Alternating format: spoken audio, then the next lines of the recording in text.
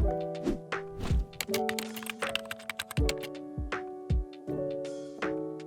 everyone, welcome back to another episode of Deep Linkers. It's been a while, but we're back. I'm happy to have it here on the now Reactorverse channel, with my co-host Drew Grant. As always, I'm Eric Rodriguez, aka Nerd Chronic Online, and we have a very special guest here today, someone we've been trying to get on for a while now, and we're very, very happy to have him here finally. It is Mangesh Hattikudur. Mangesh, thank you so much for being here. Yeah, no, thank you. It's a pleasure. Like I said, we've been trying to get you on. Obviously, you're a friend of a friend of a friend. The people that we know in the space, the work that we did at Passion Fruit, and now just here on Reactorverse is just, we've met a lot of people that we know and love in the space, and you were a name that would get brought up pretty frequently, through colleagues and mutual friends, and just by happenstance that actually most recently we heard you for a shout out on the Cash Cab, the TV show. I forgot what episode it was. I forgot who was playing, but yeah, we were watching the Cash Cab, a TV show, when I was visiting my parents for Father's Day, and someone in the cab said, "Oh, can I call my friend Mangesh Mango?" And he might know this answer. And we're like, "Oh my gosh, what a crazy coincidence!" Yeah. That is really funny. It's particularly funny because I have mostly tried to keep a low profile for most of my career.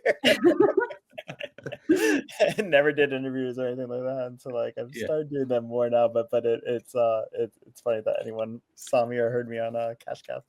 Yeah. Well, you might have kept a low profile, but certainly the publication that you co-founded was not low profile at all. When I lived back in New York in the teens, is that what we're calling it now? Like Mental Floss was one of my favorite publications, and it was one of the big ones. I mean, that was one of the major ones. I was at the New York Observer, and we would be checking Mental Floss every day. There's some of our favorite writers there. I know Foster was there for a little bit, Foster Kamer and Jen Dahl. And it was like a big status thing to be over at Mental Floss. I think there was a print publication for a while, wasn't there? Yeah, we had a print publication for 15 years. Yeah.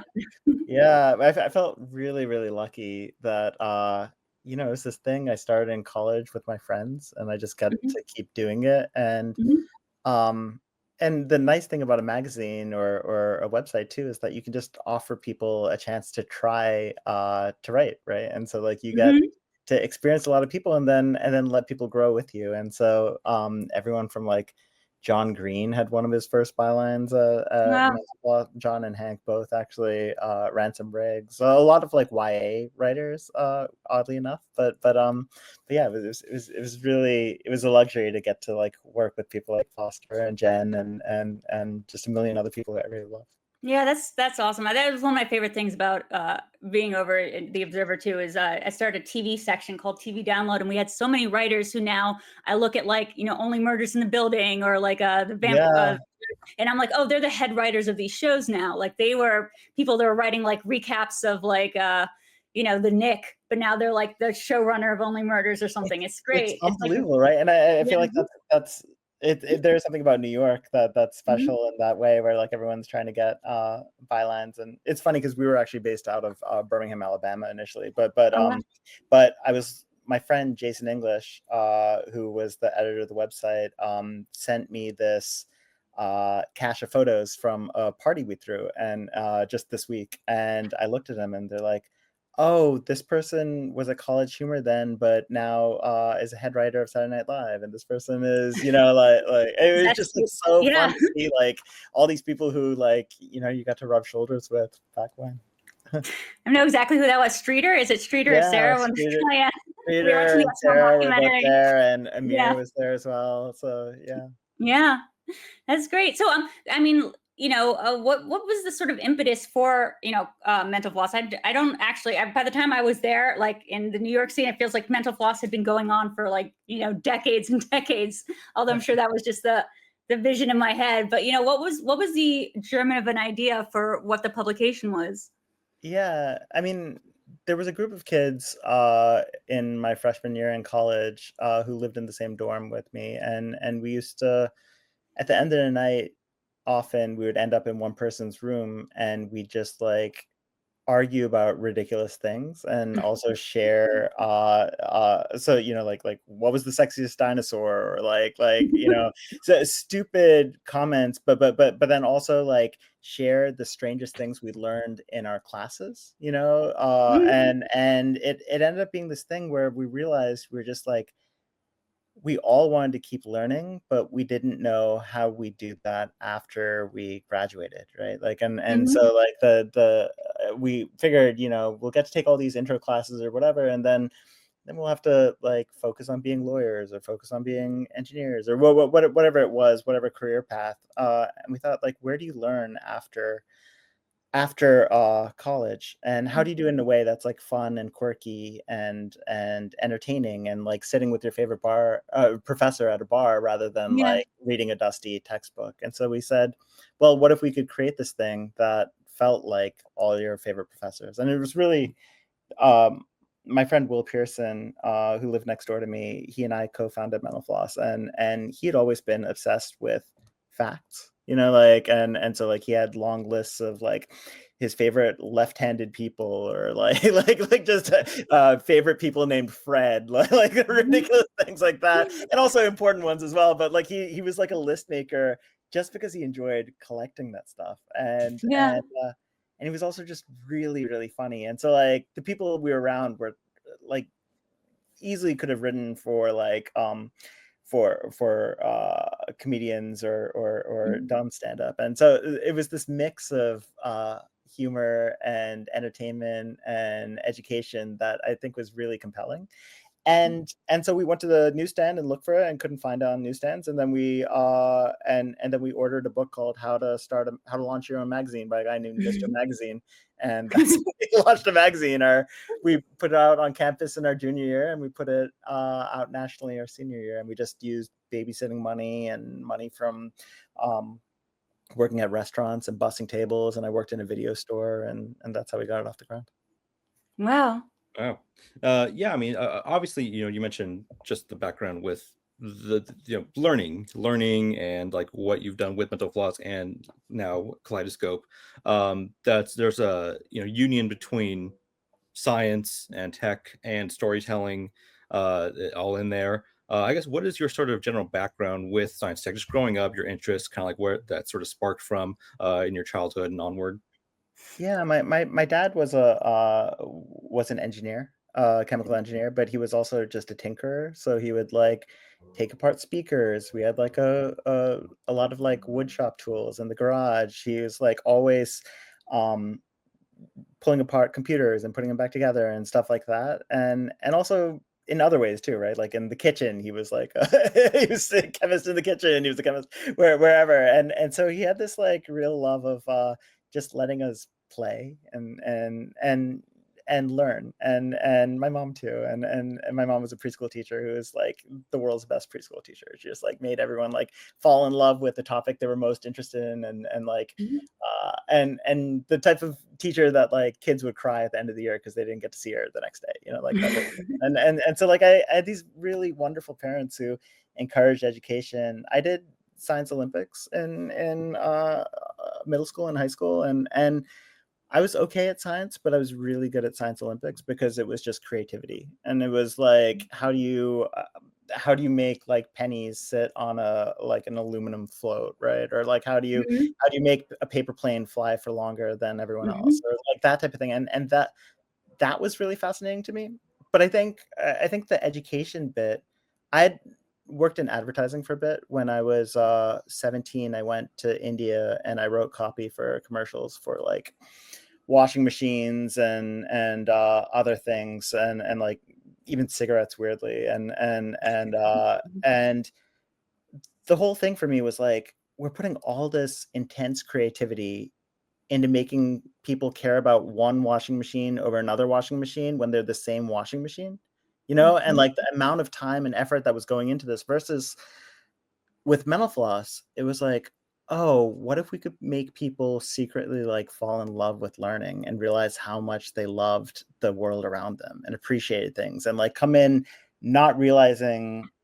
I mean, one of the things we used to say was like, like that people didn't realize what they wanted to know about. and so you had to like lead them to that, right? And so as much as it was already a place for knowledge junkies, it was like a place to discover really interesting things. And for me, in college, there was a real movement towards chauvinism and sort of like lad magazines and like the Man Show, and it was like a kind of a dumbing down of culture and a reduction of like feminism and like things that like just felt like on one side of the spectrum, and then you felt like the pendulum swinging the other way. And so like at the same time we started, like the Daily Show was getting its launch, and like other things that felt like Who Wants to Be a Millionaire, which is like commercial but also like a fetishization of knowledge in a way, right? And like things that were like moving towards like it's okay to be smart. Nerdy glasses became popular, right? Like suddenly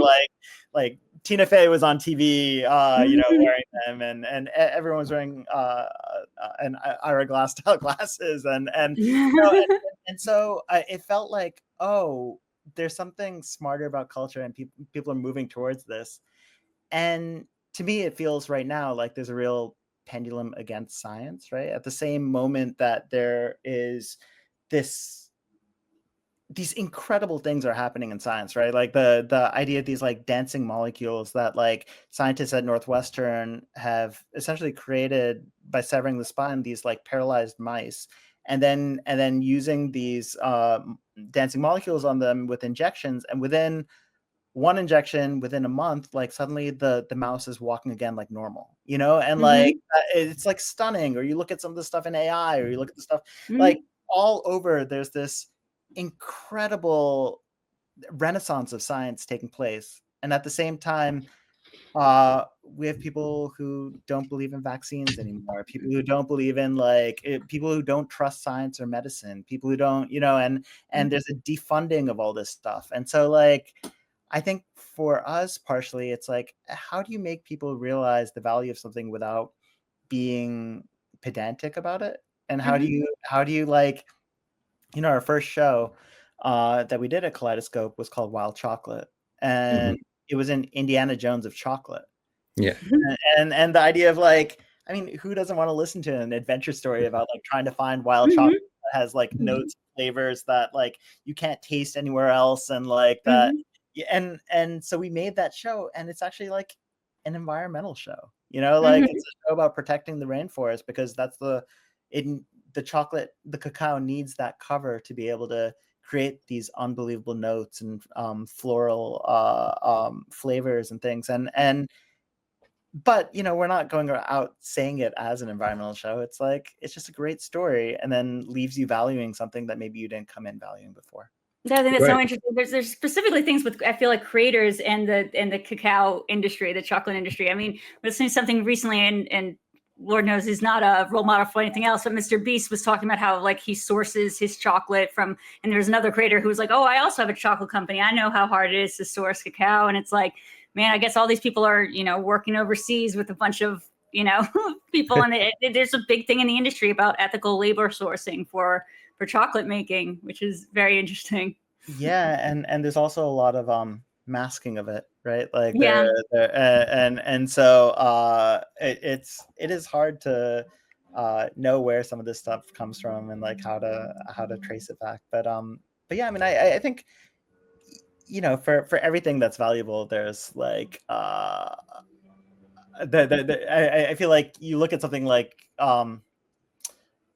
I remember Ira Glass talking about Howard Stern being one of his biggest influences, and like how he made like great radio, right? And like how he listened to it, because like there are, and I feel like where you draw great ideas from, like no one has a monopoly on great ideas. And so like, you know, obviously Mr. Beast has managed to get so much attention, right? Like he's managed to figure out like how to gamify all these things, and you know, people have different feelings about him and stuff, but like it is interesting to see how he's like figured that out. Yeah, I mean, it's a feat for sure. And you know, you mentioned, you know, Howard Stern, the radio show, and obviously that sort of ties just into your current venture, Kaleidoscope, and just sort of what, you know, that whole thing is. From my perspective, you know, I've been sort of, you know, quote unquote podcasting for about 6-7 years now, just on and off with like friends, and then now through this, which just there's a lot of trial and error of figuring out my style, like the style for the channel between the two of us and so on. For you, I guess, what was the sort of entry point for you with podcasting as a sort of medium of storytelling and like a sort of technological frontier when that was sort of happening, in the late 2000s, 2010s, and how that developed for you getting into, Kaleidoscope? Yeah, so I mean, I I was always like kind of agnostic about the way we used the medium to get stuff out at Mental Floss in particular, right? Like because um we had a magazine, but it's hard to get people to pay for a magazine, and it was at a time when advertising had completely like gone bust essentially. It was like one of the worst advertising economies in 2001 since I think World War essentially. And so um and so we were constantly looking at ways to like engage an audience and figure out how to like both create money but also like delight the audience at the same time. And so like we had these ephemeral headlines and we turned them into t-shirts that ended up being like a big business for us. Or we like um we made a swimsuit issue for the magazine, and it had like Eleanor Roosevelt and Dolly, real photos of like Louis Armstrong and all these people, and then like and that turned into like a CNN segment. Or like we'd done with John Green a YouTube channel, and we'd done TV and books. And so like I was never sort of like in love with one medium over the others, like it was just like, how do we use this thing to be the most playful and most exciting. And I so I looked at podcasts in when they'd first come out on iPods, and I love things like The Economist had this very short podcast. It was only 10 minutes, and it was like really funny, and they said it's not a horse race, but they like made it as like lively as possible. And it was so hard to get podcasts at the time. You had to download them and then like listen to them later and whatever. But and like Ricky Gervais, and like I'd listen to him and enjoyed him. And then years later, my wife uh, worked at StoryCorps, and she worked at StoryCorps for a long time. And I really found the medium powerful, and how 2 minutes of audio could be so powerful and so compelling, and change people's minds about things. But the real reason that we talked about doing a Mental Floss minute, and doing like an audio thing and seeing like what feels right, and we couldn't quite figure it out. Um, but when I finally left Mental Floss after like 17 years of being there, um, it was because I got recruited to How Stuff Works, and the feeling of putting out a magazine, which felt like a gift to the reader, like where you'd like spent so much time laboring over like the perfect headlines and captions, and like making the you're like really creating this present in a way. At least that's how we thought about it. Um, that was the same feeling I got from the people who were working on podcasts, especially at Stuff Works, where like people love the catalog so much that they would listen to like the Stuff You Should Know show, the entire catalog of theirs 4 or 5 times. And Hmm.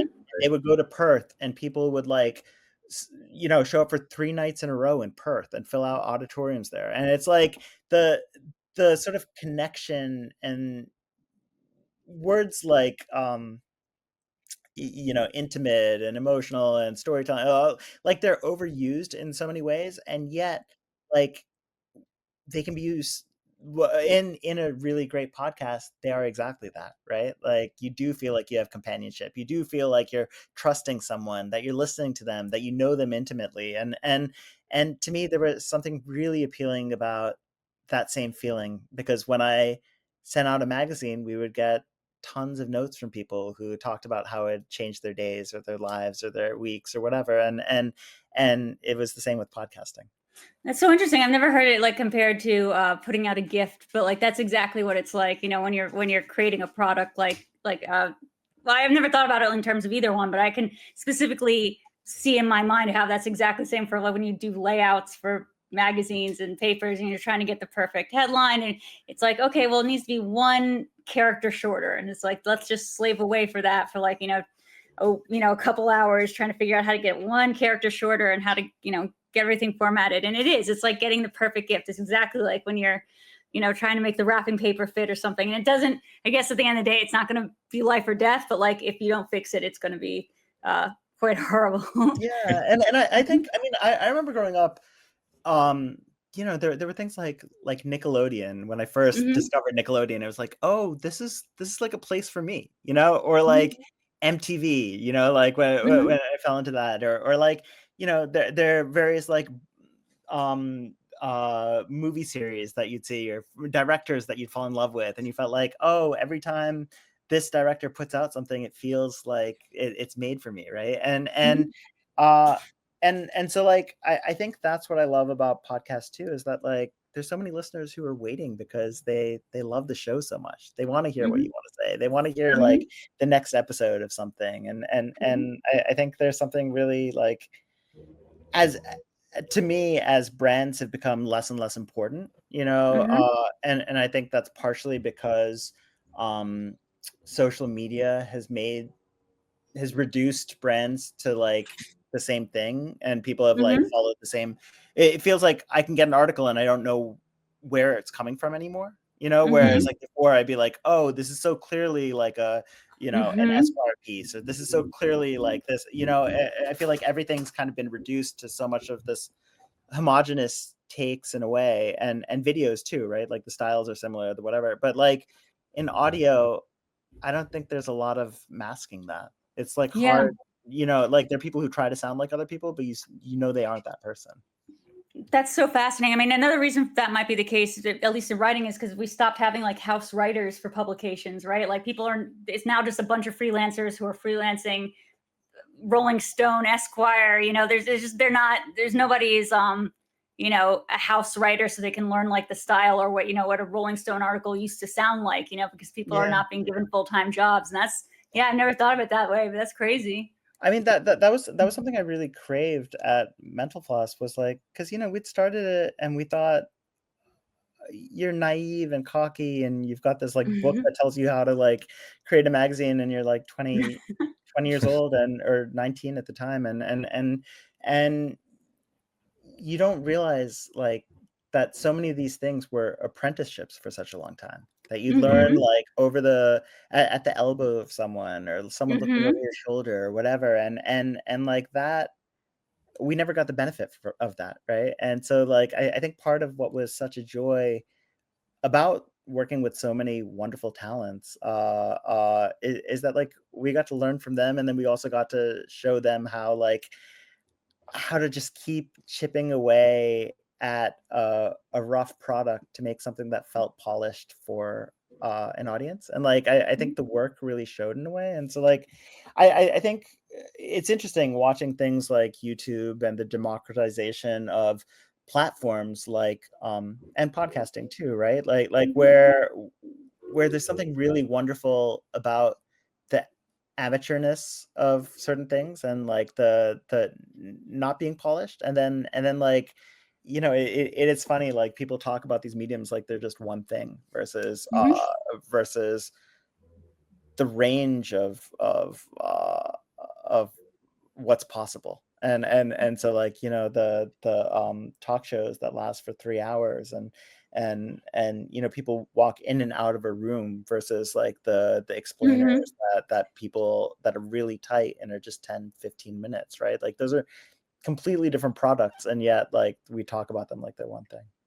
Right. I mean, yeah, just like you said, the democratization of work and art and stuff like that is such a big part of stuff that we've covered in our work over the last year or so.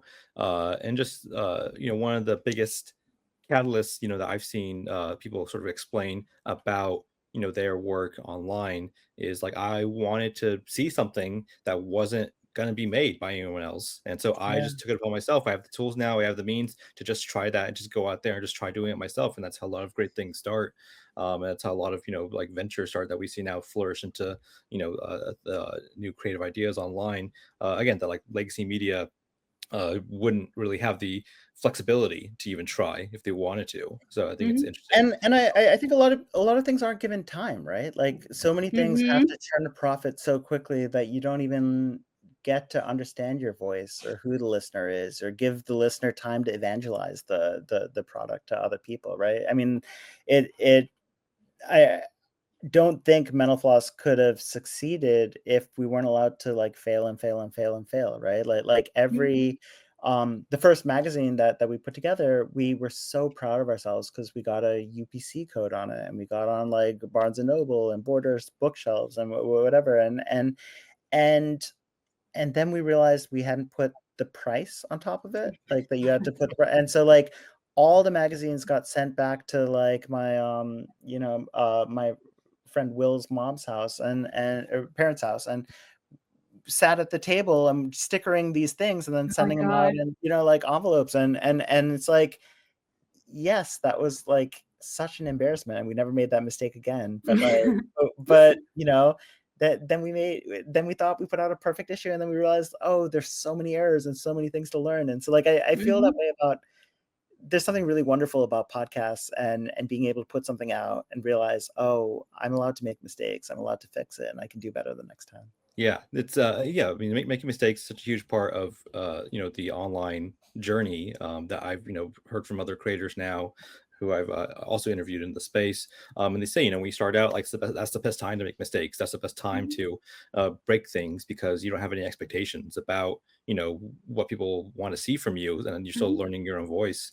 And as time has gone on, as you mentioned before, just with developing technology and so on, some of those tools that people have become are just getting more rampant. Like even just the space as we know it has grown and evolved so much over the last like several years because of the pandemic and because online tools to reach out to people like shifted so rapidly. We had too much tools at our fingertips to do that. So I guess yeah, in that time, in the past few years, I guess what has that been like from your perspective? Just like that rapid development of technology and like what people have available to them. I mean, as a parent, I think it's incredible, right? Like, the idea that, my we went on vacation last year to New Mexico, and the fact that we're at this hotel and or more of an inn actually, and these like my kids and our friends' kids, they just went out every day and created movies, Mhm. and they got to like and they cut the movies and they put music to it and they like they're so determined to make a little movie and they did it and it Mhm. was like the idea of trying to do that as a kid, like, maybe you could make a play and find people, but to have access to all these tools that allow you to create something that 10 years ago or 20 years ago or 30 years ago was, Mhm. like, even more and more and more unimaginable is incredible, and so, like, I love that there's all this access. I love that there's all this, uh that there are all these tools, there are all these like YouTube tutorials that allow you to like learn as much as you want, right? Like Mhm. the information's out there, and it's so for as much as like that world is flat argument like is Mhm. difficult because like not everyone has access to the same things. It is Mhm. remarkable that like with a phone or an iPad or a computer, you can do an insane amount of production and Mhm. at the same time, I think that we've we've lost a lot of the feelings of, like, creating things for a specific person on the other end, that a lot of that, like, refinement and, like, thinking about what works and editing and valuing other people's time, and I think those are things that can still, still be emphasized. But to your previous point, like, I think that, like, one of the hard things about, making a lot of mistakes and then finding some success is that, like, people get less and less risky and take fewer chances and ultimately end up being less creative, I think, Mhm. once they Mhm. once they find success, and so, like, I think part of what's so appealing about this whole world of creators is that there's a lot of joy and a lot of inspiration from people just messing around that Mhm. we forget, once you're in an industry for a while, to like still bring into your productions. And so like I think not enough people take enough chances, and Mhm. also there's so many more places that audio can still go. And so like, as you were saying, like there are people who feel like they started something because they didn't see themselves or didn't find the product that they wanted, or that sort of line of thinking. Like, I mean, I'd been in podcasting for like 4 years before, like and in media for my entire career, like 20 years probably, and like that before I put out a show that felt very Indian, like I did Mhm. a show called Skyline Drive, and it's like it was a show about astrology and skepticism, but treating like these worlds with like respect, and also like a very first gen Indian perspective. Mhm. And so like there aren't that many shows that have Bombay rap in them, right? And there's a total soundtrack that like people that we put out on Spotify that people listen to at the gym after that, and Mhm. like I think that it's just such a small way of like the fact that we're in an audio medium and people don't really use music because they can't, because of various restrictions or whatever, like um and yet there's so much play to be done. There's so many ways that you actually can, right? Like we looked at Indian artists who and realized there was a disparity in the economics where like if you get streamed in India, it's a quarter of the price of getting streamed in the US. And so all these artists were willing to give us their music so that they could um, grow a more lucrative audience in the States. And it's like, oh, there actually are ways, if you think creatively about solving problems, to like Mhm. um to create new styles or new feels or new colors in audio. And so like I think and at the same time, like stole ideas from like kids shows, Mhm. like as part of that, right? There Yeah. Mhm. at the top of that show, there's like a warning about like these ridiculous things that are gonna come up, and that you should be Mhm. triggered. But like that's pulled from like a National Geographic kids show that I heard, and I was like, oh, this could be really funny in an adult show. And so, Yeah, great artist steal, yeah. Yeah, that's right. Greater steel. Yeah. Well, I guess sort of the flip side of this. Well, what have been some of the pain points in moving over to an audio based medium, coming from the world of magazines and online? That has there been any thing where you're like, oh, this is something that's going to be harder for me to do, or it just took you by surprise, and you're like, okay, I didn't realize this was going to be something like I'm going to have to get a little bit more of a learning curve on. yeah, I mean, I think I benefited a lot by joining How Stuff Works because they had Mhm. a network, and as quiet as it was actually very, very popular. And so like Mhm.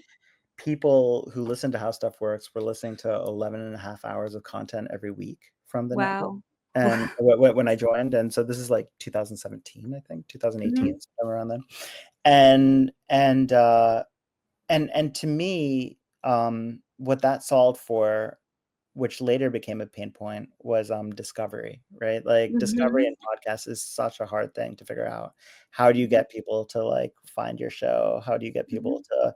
to talk about your show? How do you get people to share your show, right? Like these were things that were much, much easier because of social media, but also just the way blogs and websites and email and all these things, like people were used to sending articles, used to sending videos, and somehow podcasts never quite fit that same Mhm. rubric, I guess. And Mhm. and and so I think discovery is still one of the hardest parts in podcasting. Like, Mhm. and it's so dominated by the Apples and Spotify's of the world, Mhm. and so curated by them that it's not always easy to figure out like what to listen to or what Mhm. you're gonna like. Yeah, and, going back to just, the rampant development of things, you mentioned early on, just, like, the way people, build a mistrust, like a sort of, Mhm. side eye about new technology because of, bad actors because of the way people sort of like misuse stuff. Yeah, Um, yeah, and over the last year and a half, 2 years, we've seen that sort of rampantly kick up with things like AI, and just like the ability people have to like use this new stuff. And Drew and I have talked about this at length. AI can definitely have its use in certain areas, but like the thing is like it's so you know the narrative of it has been so taken by people who are like, we want to use it to replace, people, replace artists, do all this stuff. I guess what has the AI sort of conversation been like for you over the last couple of years as it's been evolving? Yeah, it's a good question, and I think internally we've had a lot of mixed feelings about it, right? Like on one hand, what it can surface when it's given the right cues, given hmm its database, can be really remarkable, right? Uh, to give you an example, like we were trying to figure out like what is the feel of our brand hmm exactly, and like how to refine it, and so we're like, well, if you were to give it these attributes, um what would come out as a personality test, right? And hmm and and like that's not something I could have figured out on my own, but in an hmm instant to realize, oh, actually this is this type of enneagram with this type of wing, hmm whatever, and to see something in a different light through this tool was hmm remarkable. You hmm know, and obviously AI has like incredible implications for um medicine and genetics hmm and all sorts of things. I mean, I do find it hard that um, so much of it is like, oh, and now we won't need musicians, or now we won't need Yeah. artists, or now we won't, like Yeah. when the CEOs who are talking about that, it's like, actually, this feels like more like it could replace priorities for a CEO and the way Yeah. it's implemented, Yeah. Yeah. Yeah. versus some of the ways that we can inspire hmm creativity. But I don't know. I've mixed feelings, and I think it's interesting. I heard Malcolm Gladwell talk about how like sometimes he has the AI read something in his voice as a first draft, so that hmm he can hear how it might sound, and it makes him think about how he will sound. Like Yeah. and Oh, what wow. he wants to change or emphasize or whatever. And I thought, oh, that's really interesting. Like I wouldn't have thought of that, but and I don't know that I use it all the time, but I don't know how I'm gonna read certain things when I read them, and maybe it does save you time, so Yeah.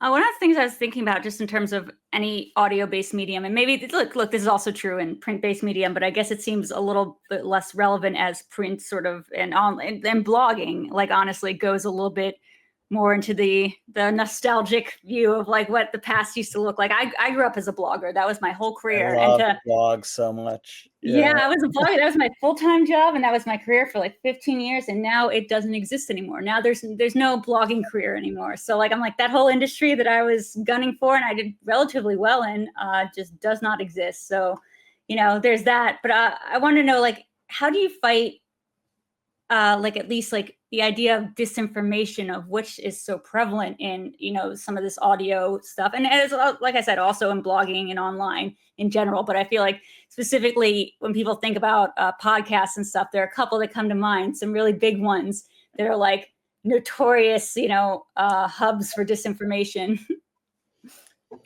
Yeah, I wish I had a clear answer for how to fight that immediately. I mean, How do you it's personally funny, get rid right? of all 'Cause the disinformation? Yeah. even like in an era of blogs and things like that, there was both disinformation and sort of funny, purposeful disinformation, right? Like I remember uh there was a campaign to save the Pacific Northwest tree octopus, and it was like this elaborate site about like octopuses that live in trees, and like and then like it linked out to like Russian sites and other sites. It was like this Wow. immense web of like like it was so hard for people to figure out like whether it was real or not. And obviously Yeah. like it wasn't real, but there were photographs and all these things, and and also like for so many years there were things like Snopes, right, where you could just like Mhm. Mhm. put something in and like be like, oh, this team fact checked it, they know it's not right or whatever. It is harder and harder, and I think that's like one of the big problems and one of the things like everyone is thinking about. We're where we do a show with Walter Isaacson, Mhm. and we did a behind the scenes of his Musk book, and he's on a group thread with all the world's like, not all, but like some of the world's Mhm. most important scientists Mhm. and media owners Mhm. and journalists, and they're all trying to figure out the same thing. Like they're Mhm. all trying to figure out like what is the way that you counter this? What is the way that you treat that you show people that taking a polio vaccine is better than like a polio Mhm. epidemic, like Yes. or whatever it is, right? Like Mhm. how do you get people to like trust science again in a time Mhm. that really everyone only trusts themselves? And so Mhm. uh and I don't know what the answer is. I wish I did, but I do hope that Kaleidoscope is part of the mission to get people to see the world differently and think deeper about Mhm. things and appreciate science and wonder and awe again. Yeah, absolutely. Yeah, to hopefully, so wrap things up here with Kaleidoscope and the focus as you mentioned. Uh, what are some of the modern day, I guess, inspirations that you have, in your own personal work, your own personal, insight, and what are some of the, I guess, plans or aspirations for Kaleidoscope in the near future? Yeah, I mean, it's funny, like I don't have like one set of like inspirations. Often for like different projects, I think deeply about the projects and like what could make them feel different from other things, right? Mhm. And like what is the right tone or the right feel or the way I want to communicate something. And so like it really varies, and I look for different inspirations for almost every project I set out on. But I'm trying to think in terms of which isn't really a satisfying answer. I mean, I can Mhm. tell you specifically for Skyline, which was I found like one of the hardest projects to do because I don't believe in astrology, and yet like I know that other people's belief in astrology has shaped my world, right? Like the fact that Mhm. like my grandparents uh only let my parents like suggested they date was because their charts matched, and my mom had a very Wow. specific chart that said she couldn't have a mother-in-law, and my father's mom had passed away when he was uh a, a baby, and so like it on astrologically it made sense for them to meet up, and Right, like Wow. and so like I'm only here because of astrology even though I don't believe in it, Mhm. right? Like right. and the ways it's impacted the world and stuff. But like for that show I was like, well, how do I make this sound Indian? How do I make sure like it doesn't feel like an astrology show from the beginning? Mhm. So like it Mhm. starts with a slideshow, right? Like an Mhm. audio project that starts with a slideshow is like a Mhm. ridiculous thing, right? Like Mhm. I was looking at other inspirations that had like a really beautiful tone, and so like I really love Mike Mills' movie Beginners, which also deals Mhm. with father, and so like in the first episode of the astrology podcast, what happens is like at the end of it, I go to get a reading from a guy locally, and he tells me that I'll have a great career, my work will go well, this new company Kaleidoscope that I was starting will do well, but that my but almost as an offhand thing, he says my dad is going to fall sick and it won't look good. This year won't look good for him. Oh my And half God. an hour after it, my dad texted me that like a metastatic cancer had spread to his body, Oh. and so it was like this question of like belief and grief and what happens when astrology is right, even though like I Mhm. don't believe in it, and like all these things, and so like um and how do you pull all of that, like something that's like emotional and sensitive, but also curious about the world and joyous, right? So I was Mhm. constantly looking for inspirations. And so like the Mike Mills Mhm. thing was one. I was listening to Megan Tan's show that she did. Was I forget what it's called now, but it was kind of like a remake of Made for Mhm. audio, and she does this bit where she's on a treadmill and she starts speaking faster as she's giving the and Wow. it's like these things that I was just trying to pull from things that felt weird and fun and sweet, and um and also the music. Like so Mhm. many people use music to basically fake emotion, right? Mhm. Like you say something that's somewhat emotional, but you use the music to amplify it, and Right. Mhm. it can be a trick, right? Sometimes it's very meaningful, but a lot of times it's like overused. And so what my friend Mark Lotto, who's just a brilliant like editor and creator, and my other pals too, Mary and Anna, like we decided from the start that we were gonna make a show that like didn't lean on the music in that way, so the Mhm. Mhm. music would just give you space to think or reflect after there was something emotional, Mhm. Right. Right. and so like these little things, and I forget where we picked that up from, but like we're constantly looking for influences to like weave in. And so Mhm. that's how I treat all my shows, is like, oh, we want to make this about chocolate, like like oh, what how can we make this the most adventurous thing possible in the first 5 minutes, right? And so Right. it's like a plane that's circling, and there's a massive storm, and it finally manages to land, and this journalist gets out, and he's approached by people with guns who say this land isn't your land and you shouldn't be here. And it's like Wow. that isn't how a chocolate story should start, but it's a Yeah. good start. Yeah, absolutely. I mean, that's fantastic. We appreciate obviously the insight into like what goes into those stories.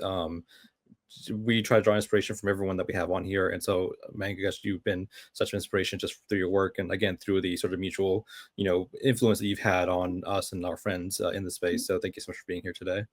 That's really kind. I mean, I think one of the greatest joys is getting to see your friends and colleagues just rise, and you get to Mhm. see them shine, and we've had so much luck in that regard, and I feel really grateful. Absolutely. Where can we find you online? Kaleidoscope, social media, anywhere? Yeah, I do a podcast called Part Time Genius with my friend Will, who started Mental Floss, and even though he runs podcasts at iHeart, we still make time to do it, and so it's like really fun. And so it's at Part Time Genius Mhm. on Instagram, and Kaleidoscope. There's a whole wonderful network, and so if you type in Kaleidoscope, you'll find lots of shows. Awesome. You can find me at Nerdchronic across social media. You can find Drew at VIDEODREW across social media. You can find Mhm. us at the Reactorverse across social media, and links to our Patreon and Discord down below. I'll catch everyone on the next episode. Thank you so much for having me.